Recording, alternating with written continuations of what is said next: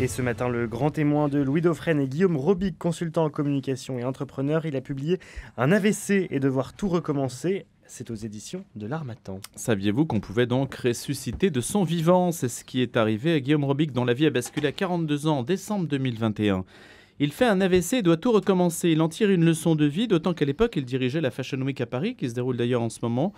Guillaume Robic, beau gosse, sportif, plein d'ardeur, passe du monde des apparences à l'envie d'aider les autres. Et ça, c'est important. Il aide en particulier les personnes âgées, en particulier à travers un projet qui s'appelle Diwal. C'est du breton, on va lui demander ce que ça signifie. Il apprécie la vie 100 fois plus qu'avant. Bonjour Guillaume Robic. Bonjour. Et donc, en fait, ce que vous nous dites, c'est que... C'est quoi la leçon en réalité? C'est qu'on peut faire un AVC, se remettre, et puis repartir d'un bon pied? Pratiquement. Après, il faut de la chance et beaucoup d'énergie, je pense, pour ça. Et le soutien des autres. Et le soutien des autres, vous avez tout à fait raison. Moi, j'ai un peu dit qu'après que toutes les murailles que j'avais mis autour de moi, j'étais persuadé qu'il ne pouvait rien m'arriver pour les raisons que vous aviez dites en introduction me concernant. Une fois qu'elles se sont toutes cassées la figure, il m'est resté un rempart, un dernier rempart qui m'a sauvé, c'est la famille. Mais il faut être bien entouré, en effet. Après, petite leçon de vie, en effet, mais ça... Je pense que je ne suis pas le seul à le penser, il faut persévérer en tout. Il ne faut surtout jamais croire que les dés sont jetés. Alors les Américains vous le mettent dans tous les films, Never Give Up, ne jamais laisser tomber. C'est une réalité. Moi, si j'avais juste suivi ce qu'était le jugement auquel je devais être cuit, j'aurais dû être handicapé, j'aurais dû à coup sûr être apparié. Vous parlez aujourd'hui avec un petit boîtier dans mon corps pour réguler ma pression intracrânienne. Et puis j'ai échappé à tout ça. Par plein de choses extraordinaires sans doute, mais surtout par la volonté en effet, et puis par des équipes médicales qui m'ont récupéré en Bretagne et qui m'ont sauvé la vie. Dans quel état vous êtes-vous retrouvé?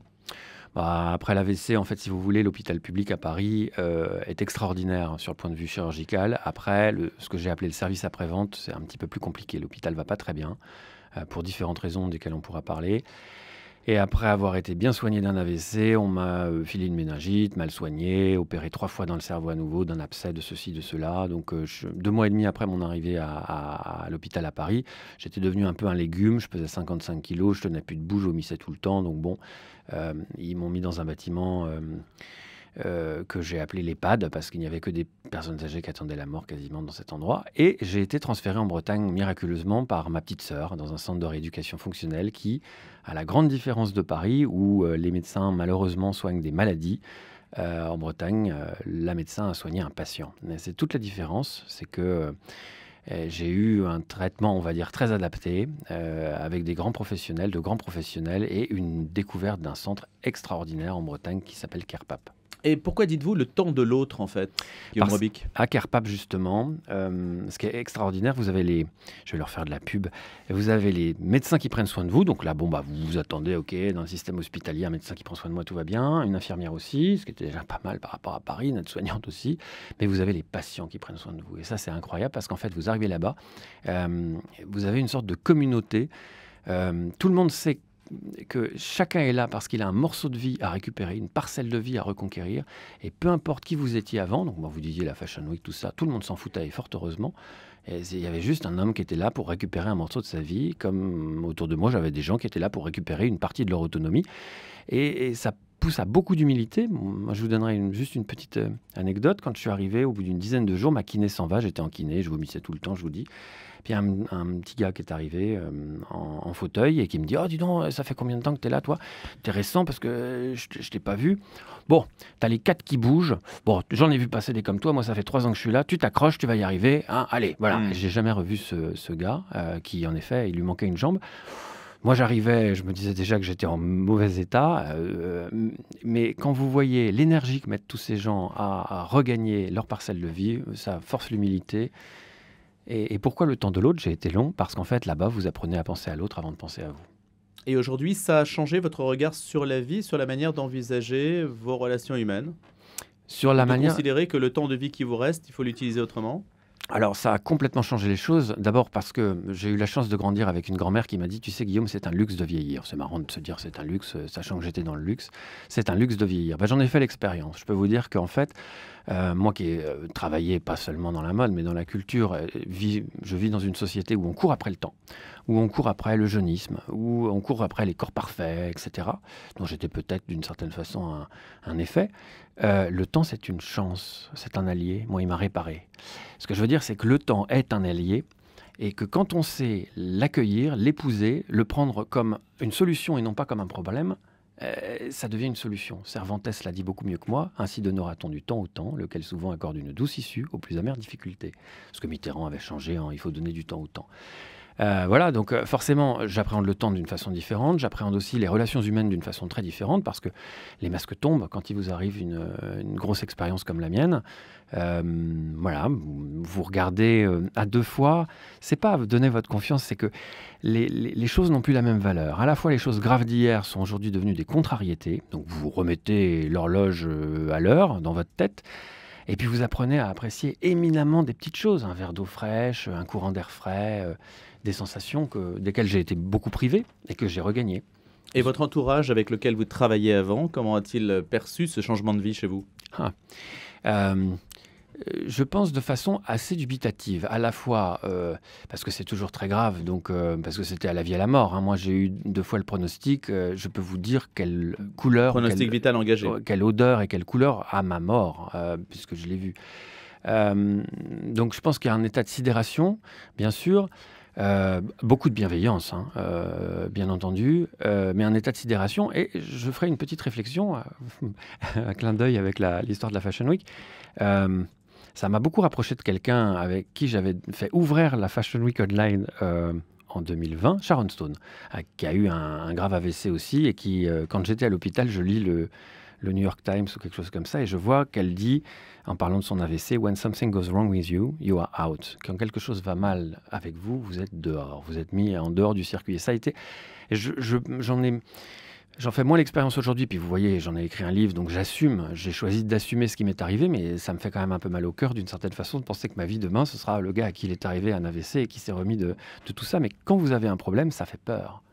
Les gens, on vit dans un monde où, et c'est normal, les gens ont peur de ce qui peut leur arriver. Et quand vous êtes l'incarnation du fait que la faucheuse peut arriver à tout moment pour vous tomber sur la tête et que, moi, ma vie a basculé en une seconde, véritablement. Vous étiez à un dîner, vous avez pris un verre, vous avez cru que vous absolument. Ne supportiez pas le vin. Et à ce point que vous citez, il faut bien communiquer sur ce que c'est qu'un AVC, quels sont les symptômes de l'AVC. Parce que moi, si j'avais su ce que c'était qu'un symptôme de l'AVC, plutôt que d'aller me coucher, parce que, comme vous le dites, je croyais être ivre, après 2 verres de vin, parce que je ne buvais pas d'alcool, j'aurais appelé le SAMU. Mais j'ai appelé le SAMU le lendemain matin, quand j'ai demandé à mon doigt de me gratter, et qu'il a gratté à 1 mètre de moi. Et donc j'ai été opéré 30 heures après l'AVC. Donc mon cervelet a été détruit, en grande partie détruit, donc je n'avais plus mon centre de l'équilibre. Je ne tenais plus debout, il a fallu que je apprenne à nager, à faire du vélo, etc. À conduire. À repasser mon permis de conduire, absolument, qui avait été suspendu comme tous les traumas crâniens. Et donc, si j'avais su quels étaient les symptômes de l'AVC, peut-être que j'aurais appelé le SAMU tout de suite et que j'aurais été rétabli beaucoup plus vite. J'ai eu énormément de chance de m'en sortir, d'être sauvé, je dois le dire, par un neurochirurgien brillantissime de la Pitié-Salpêtrière qui m'a sauvé la vie les 24 premières heures. Après, j'en ai déjà parlé, les 2 mois et demi qui ont suivi ont été une autre histoire. Et puis, pris en charge par une médecin extraordinaire au centre de Kerpap, d'où le titre du livre. En Bretagne. Le temps de l'autre, en Bretagne, exact. Guillaume Robic, les symptômes, les petits signes qui vous rappellent que c'était grave. Pour moi, ça a été un peu radical puisque j'ai une artère qui a explosé dans la nuque. Pas seulement un petit vaisseau qui s'est bouché dans le cerveau comme pour certains AVC. Mal à la tête, céphalée très forte, envie de vomir et surtout, je ne tenais plus debout. Je vous dis, j'ai été... En fait, c'est terrible, mais j'ai été bourré sans avoir bu un verre d'alcool pendant 1 an. Ça a mis 1 an à revenir véritablement la stabilité parce que le cerveau a pris le relais. Le cerveau, c'est magique. Si je puis dire, c'était juste la sensation de l'ivresse. Donc vous aviez pu confondre avec ça. Tout à fait. Très mal à la tête, vomissement. J'avais quand même très mal à la tête, donc la Loscorton n'était pas si bon que ça dans ma tête. Mais voilà. Après, il y a d'autres symptômes qui sont en effet et que j'ai ressentis assez vite, mais j'étais déjà couché. la paralysie du visage, la lèvre qui s'engourdit, et puis surtout, vous demandez à votre index de vous gratter le nez, et puis vous grattez pas le nez. Donc vous ne commandez plus. Vous commandez plus. Ça répond pas comme vous voulez. Le volant est cassé. Vous aviez organisé vos obsèques. Oui, absolument. Au bout de 2 mois à la Pitié, j'étais quand même dans un très mauvais état. Je vous dis, je pesais 55 kilos, j'en pèse 80 à nouveau aujourd'hui.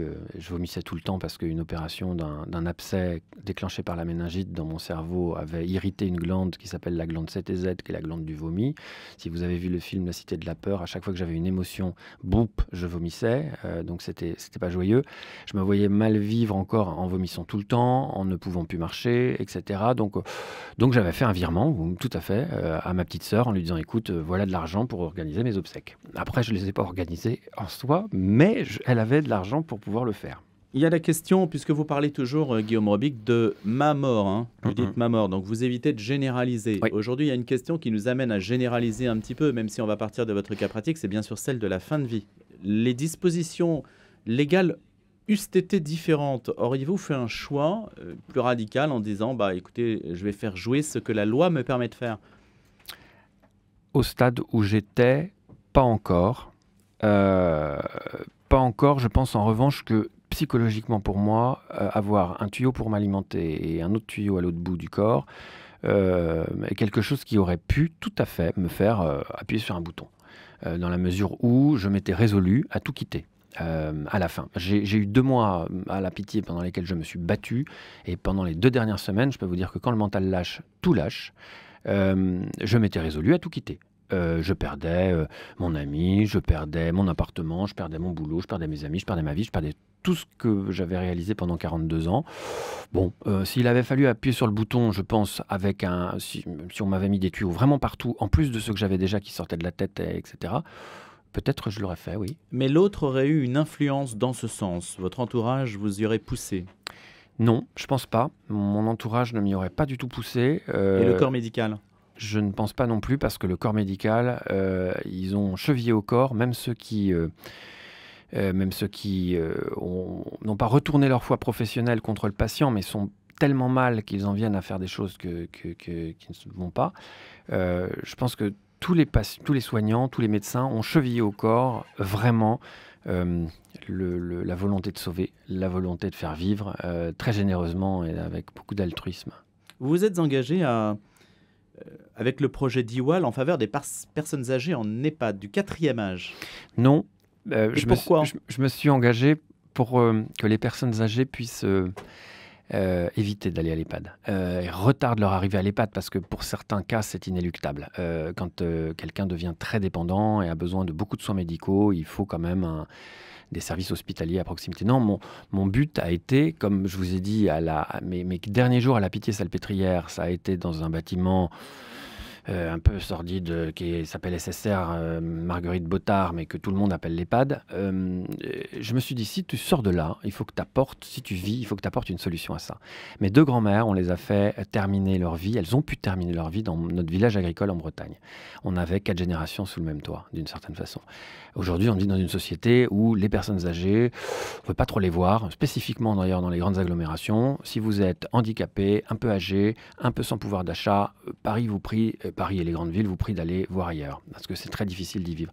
Et donc, la solution que j'ai voulu mettre sur pied, c'est de mutualiser les compétences, c'est de mutualiser les services et de faire en sorte que les gens puissent faire du co-living entre eux et restent dans les centres-villes et partagent des grands appartements, des grandes maisons, etc. Je vous en dirai plus bientôt, j'espère. Donc le co-living, c'est comme l'autopartage, mais pour l'appartement. C'est comme la coloc, mais là, on va faire des colocs entre seniors, mais aussi intergénérationnels. Ouais. Guillaume Robic, est-ce que quand on arrive aux frontières de la mort, est-ce qu'on se pose la question de l'au-delà? Bien sûr. De l'autre côté? Absolument. Bien sûr. En quels termes? En se disant, mais évidemment, est-ce qu'il y a autre chose? Je ne peux pas répondre à cette question. J'ai vu la porte, si je dois faire une métaphore.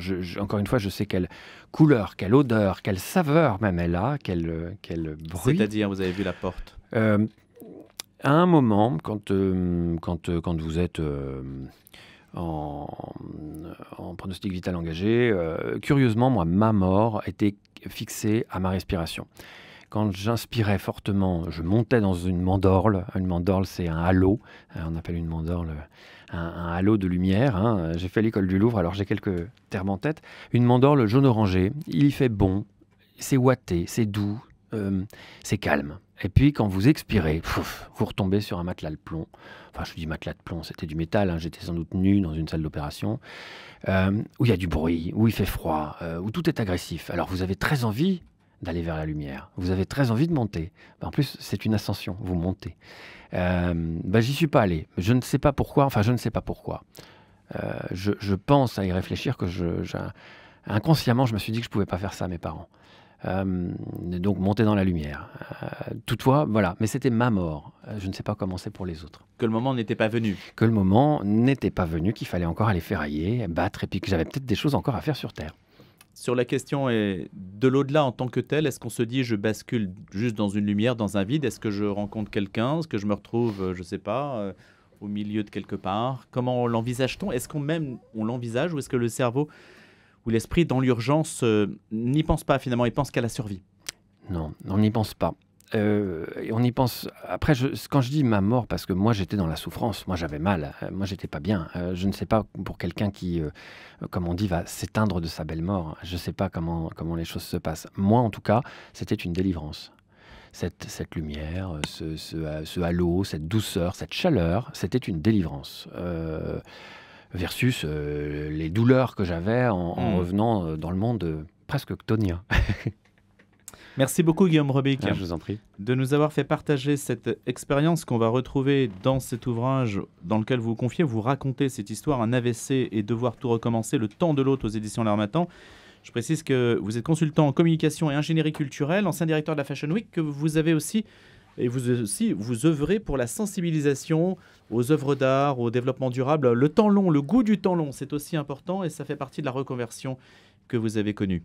Et merci beaucoup à tous les deux, c'était passionnant, un beau témoignage que vous pouvez évidemment réécouter sur radionotre-dame.com et rcf.fr. Très bon début de journée.